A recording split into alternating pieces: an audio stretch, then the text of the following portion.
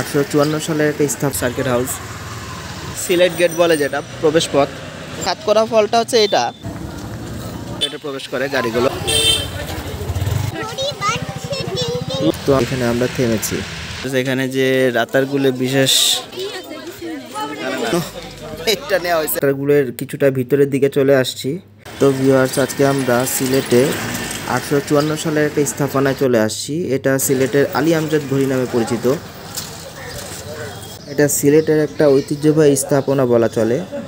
তো কুলাউড়া জমিদার জনাব আলী আহমদ এই ঘড়িটা স্থাপন করেন, মানে নির্মাণ করেন, এবং পরবর্তীতে ওনার ছেলে আলী আমজাদের নামে নামকরণ করা হয়। এই ঘড়িটা অত্যন্ত পুরাতন ঘড়ি। এটা বিভিন্ন সময়ে এটা সংস্কার কাজ হয়েছে। তো এই ফলকে আমরা দেখতে পাইতেছি জনাব সাইফুর রহমান সাহেব 2005-06 অর্থ বছর এটা সর্বশেষ সংস্কার করেন।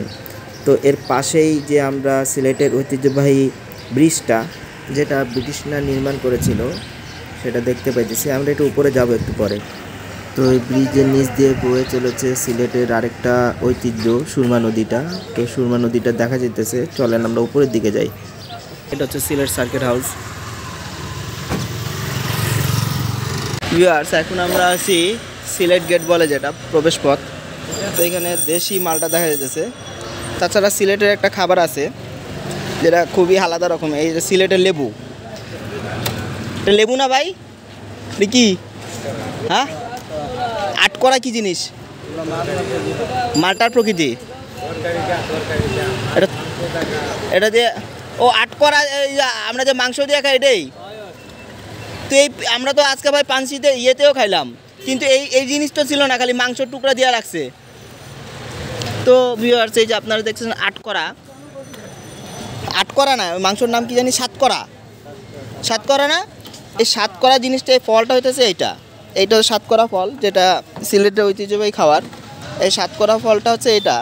তো আপনারা সিলেটের বিভিন্ন হোটেলে যখন দেখবেন সাতকরার মাংস পাওয়া যায়, এটা দিয়ে সাধারণত রান্না করা যায়। এটা হচ্ছে সাতকরা। সাতকরা সিলেটের ঐতিহ্যবাহী যে খাবারটা, সেটা।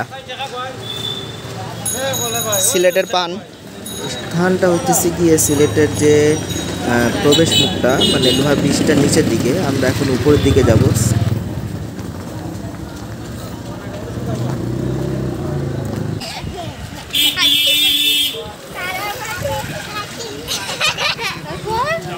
এই সেতুটা আগে ব্যবহার করে তো সিলেটে ঢোকার জন্য। ওই পাশে সিলেট যে মেন গেটটা, সিলেটের গেট বলা হয়, প্রবেশদ্বার, সেটা আছে।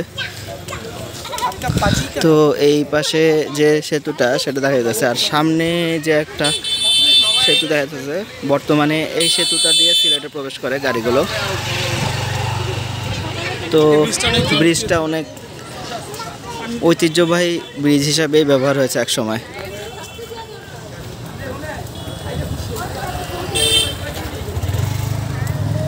তো নিচে আমরা সুরমা নদী দেখতে পাইতেছি। তো আমরা আছি এখন রাতারগুলের পথে, মাঝে একটা চা বাগান পড়ে। তো এখানে আমরা থেমেছি। তো ভিউয়ার্স, আমরা রাতারগুলের যে প্লেসটা, সেটা চলে আসছি, পার্কিং এরিয়া। তো এখান থেকে জাস্ট ওই পাশ থেকে নৌকা নিতে হবে রাতারগুলের ভিতরে যাওয়ার জন্য। তো ভিউয়ার্স, এখানে যে রাতারগুলের বিশেষ ব্যবস্থা, যেটা এখানে নৌকাগুলো আছে, এখান থেকে নৌকা ভাড়া নিয়ে রাতারগুলের জন্য যায়।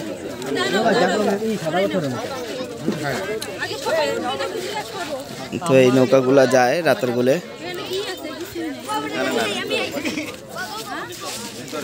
তো এই প্লেস থেকে রাতারগুলের প্রথমে নৌকা নিতে হবে। নৌকা নিয়ে ভিতরে রাতারগুলের যে ফরেস্টটা আছে, সম্ভবত এই দিকে, সেইখানে যাবে। রাতারগুলে যাওয়ার সময় অবশ্যই দরদাম করে আপনারা নৌকা নেবেন। রাতারগুলে যাওয়ার প্রস্তুতির জন্য এটা নেওয়া হয়েছে, অথবা ছাতা নেওয়া হয়েছে। এখানে বিভিন্ন ডাবু আছে। এটা গরমের জন্য না, কৃষক হয়ে গেছি।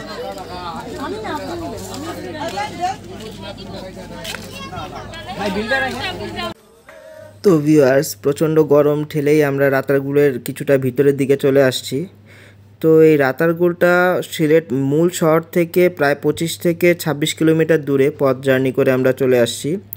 তো এই রাতারগুলের যে মূল জিনিসটা, এই রাতারগুলটা 2012 সাল পর্যন্ত লোকচক্ষুর আড়ালেই ছিল। তো তখনকার তৎকালীন প্রথম আলোর একজন রিপোর্টার রাকিব কিশোর নামের এই রাতারগুলে প্রথম এইখানে আসে। তো আসার পরে উনি একটা কলম লেখেন, কলম বলা যাবে না, প্রথম আলোর একদম ফ্রন্ট পেজে একটা ছবি সহকারে আর্টিকেল লেখে। সেই আর্টিকেলের পরে এই রাতারগুলটা পরিচিত। তো ভিউয়ার্স, মিঠা পানির জলাবন পৃথিবীতে খুব সামান্য কয়েকটাই রয়েছে, বলা যায় দুটোই মেন রয়েছে, এবং সেটা হচ্ছে একটা শ্রীলঙ্কায়, একটা হচ্ছে বাংলাদেশের এই সিলেটে। এই সিলেটের এই যে রাতারগুল যে বনটা, এটা একটা ঐতিহ্য বলাই চলে, কারণ পৃথিবীতে এমন খুবই কম এলাকা রয়েছে যেখানে এই প্রকৃতির গাছ জন্মায়। সাধারণত করজ গাছ এখানে প্রচুর পরিমাণে আছে, যেটা 5 থেকে 7 ফিট পানির নিচেই থাকে। এইটা বেশিরভাগ সময়ে, বছরে বেশিরভাগ সময় পানির নিচেই থাকে। তাছাড়া এখানে প্রচুর পার্টি গাছ জন্মানো দেখা গেছে আমাদের এখানে। তো পার্টি গাছকে সাধারণত স্থানীয়রা এখানে রাতা গাছ বলে। রাতা গাছ থেকেই এই বনটার নাম হয়েছে পরবর্তীতে রাতারগুল। তো এই বনটা যারা আসতে চান তারা একটু তাড়াতাড়ি আসবেন, কারণ এইখানে বিকেল হলেই প্রায় অন্ধকার হয়ে যায়। যে সরু খালটা, সেখান থেকে ভিতরে ঢুকতে বেশ খানিকটা সময় লাগে, এবং এখানে কিছু জীববৈচিত্র্য তো আছেই। আমরা এখানে সাপ দেখেছি, কিছু অন্যান্য পোকামাকড়ও আছে। যাই হোক, যারা একটু তাড়াতাড়ি আসেন তাদের জন্য ভালো। তারপর দেখা যায় ম্যানগ্রোভের মতো সুন্দরবনে যারা গেছে তারা দেখতে পাবেন পরিবেশটা কিছুটা সেরকমই এখানে বোঝা যাইতেছে। আর তাছাড়া এখানে পানিটা খুব গভীর না, আমরা শীতের কিছুটা আগে আসছি। সাধারণত এই জায়গাটার ঘোরার জন্য সবচেয়ে ভালো সময় হচ্ছে বর্ষার পরবর্তীতে।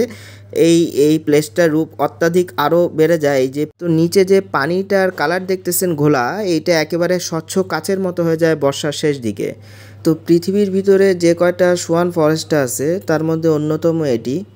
তো এইটি যে পানিটা, এটা সাধারণত গোয়াইনি নদী থেকে উৎপত্তি হয়েছে। এখানকার যারা নৌকা চালাইতেছে তারা বলতেছে গোয়াইনি নদী থেকে উৎপত্তি।